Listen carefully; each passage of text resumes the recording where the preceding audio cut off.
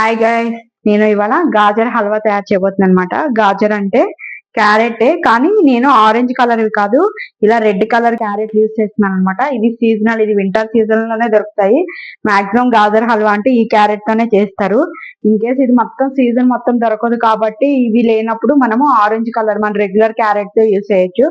నేను ఒక half kilo gajar అయితే తీసుకున్నాను. ఇలా తీసుకుని ఇలా పీల్ చేసుకున్నాను. ఇప్పుడు దీన్ని మనము గ్రైండ్ చేసుకోవాలి.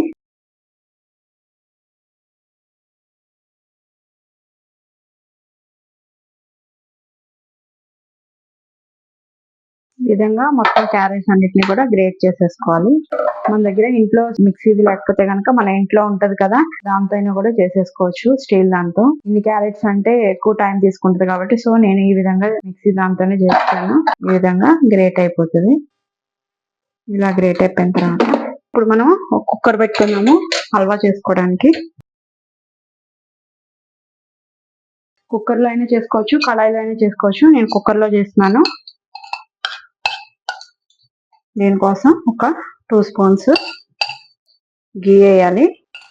గీ కాగిన తర్వాత మనం ఇందాక గ్రేట్ చేసుకున్నది ఉంది కదా క్యారెట్, అది వేసుకున్నాం. కొంచెం ఫ్రై చేసుకున్నాం. ఈ వింటర్ సీజన్ లోనే వస్తాయి ఈ గాజరు. అప్పుడే ఒక 2-3 టైమ్స్ చేసుకుని తినేస్తే బాగుంటది. కొంచెం ఫ్రై చేశాను. ఇలా ఫ్రై అయిపోయిన తర్వాత ఇందులో కాచి చల్లార్చిన పాలు అనమాట, ఒక పావు లీటరు. ఇందులో వాటర్ అన్నది యాడ్ చేయకూడదు, మొత్తం కూడా చికెన్ పాలే యూస్ చేయాలి. దీన్ని ఇప్పుడు మూత పెట్టుకుని తీసుకుందాం.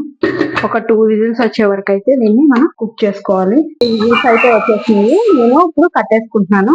ఇది విజిల్ దిగే వరకు కొంతసేపు చల్లారనిద్దాము, తర్వాత ప్రాసెస్ చేద్దాం. కుక్కర్ విజిల్ అయితే దిగిపోయింది.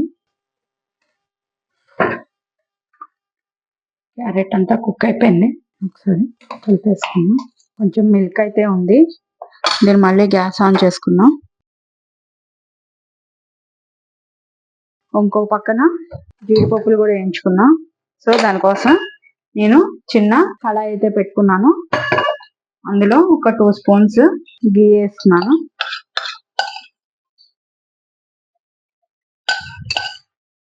సన్నగా తురుముకున్న జీడిపప్పులు, బాదం పప్పులు అండ్ పిస్తా పప్పులు, ఈ 3 కూడా ఫ్రై చేసుకోవాలి. ఎప్పుడు కూడా మనము డ్రై ఫ్రూట్స్ వేయించుకున్నప్పుడు లో ఫ్లేమ్ మీదే వేయించుకోవాలి, ఎందుకంటే లేకపోతే మాడిపోతాయి. ఇది బాగా ఫ్రై చేయక్కర్లేదు, ఓన్లీ లైట్ గా ఫ్రై చేస్తే సరిపోతుంది. ఇది కుక్ అవుతుంది. ఇలా కుక్ అయ్యేటప్పుడు ఇందులో కొంచెం మిల్క్ మేడ్, ఇది ఆప్షనల్, మీకు కావాలంటే వేసుకోవచ్చు, లేదంటే కనుక షుగర్ కొంచెం క్వాంటిటీ ఎక్కువ వేసుకోవచ్చు. నేను ఒక హాఫ్ కప్పు మిల్క్ మేడ్ అయితే యూస్ చేస్తున్నాను అండ్ హాఫ్ కప్పు షుగర్. వద్దు అనుకుంటే కనుక మిల్క్ మేడ్ బదులు 1 కప్పు షుగర్ యాడ్ చేసుకోవచ్చు మీరు. ఇందులోనే ఒక 2-3 స్పూన్స్ కోవా, పచ్చికోవా దొరుకుతుంది మనకి మార్కెట్ లో, అది యూస్ చేసుకోవాలి. ఇది కూడా ఆప్షనల్, మీకు కావాలంటే యూస్ చేసుకోండి, లేదంటే దీన్ని కూడా స్కిప్ చేయొచ్చు. కోవా వేస్తే ఏమవుతుంది అంటే టేస్ట్ చాలా బాగుంటది. దీన్ని ఇలా ఉడకనిద్దాం. డ్రై ఫ్రూట్స్ కూడా వేగిపోయాయి, నేను కట్టేసుకున్నాను.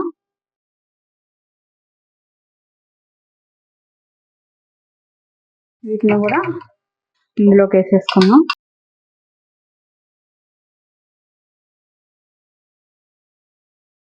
కాజు బాదం అది ఫ్రై చేయకోకుండా డైరెక్ట్ గా కూడా మనము క్రష్ చేసి అది సన్నగా తురుము కూడా వేసేసుకోవచ్చు. ఇలా గీలో ఫ్రై చేస్తే ఏంటంటే కొంచెం టేస్ట్ బాగుంటది. సో అందుకోసం అని చెప్పి నేను బాగా ఫ్రై చేయలేదు, ఓన్లీ హాఫ్ ఫ్రై చేశాను. చేసి ఇందులో వేసాను. మధ్య మధ్యలో అడుగంటకుండా కలుపుకుంటా ఉండాలి. అది మొత్తం చిక్కగా అయ్యే వరకు, దీన్ని లిక్విడ్ అనేది లేకుండా మొత్తం కూడా టైట్ అయిపోవాలి. అలా అయ్యే వరకు మనం దీన్ని ఈ విధంగా కుక్ చేసుకోవాలి.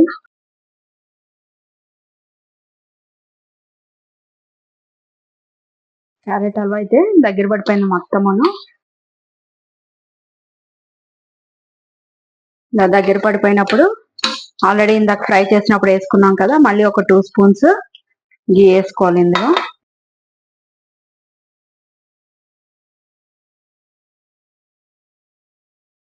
వేసుకొని కలుపుకొని ఫైనల్ గా ఒక స్పూను ఇలాచీ పౌడర్ కూడా వేసుకోవాలి. వేసుకొని గ్యాస్ ఆఫ్ చేసుకొని కలిసేలాగా కలుపుకొని ఇప్పుడు ఎమ్మి గాజర్ హల్వాని సర్వింగ్ బౌల్ లోకి తీసేస్తున్నాను.